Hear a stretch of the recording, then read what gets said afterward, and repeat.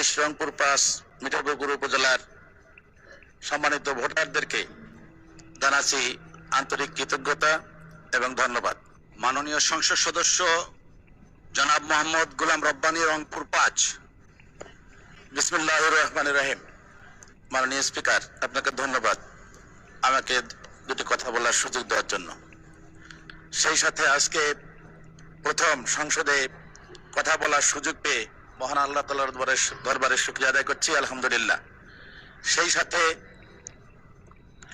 মাননীয় স্পিকার, আমার উপজেলা বাংলাদেশের বড় বড় উপজেলাগুলির মধ্যে অন্যতম একটি উপজেলা, যা 17টি ইউনিয়ন নিয়ে গঠিত।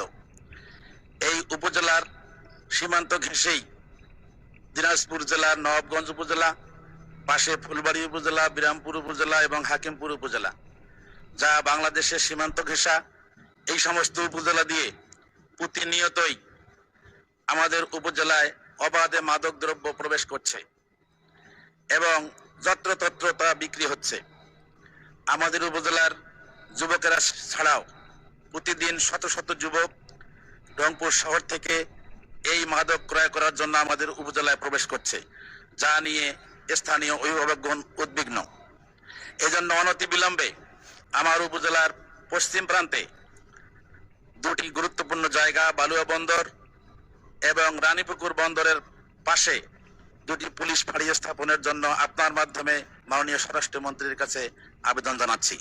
সেই সাথে মাদকদ্রব্য নিয়ন্ত্রণ অধিদপ্তরের একটি শাখা অফিস যাতে মিঠাপুকুরে খোলা হয়, সে বিষয়ে আবেদন জানাচ্ছি।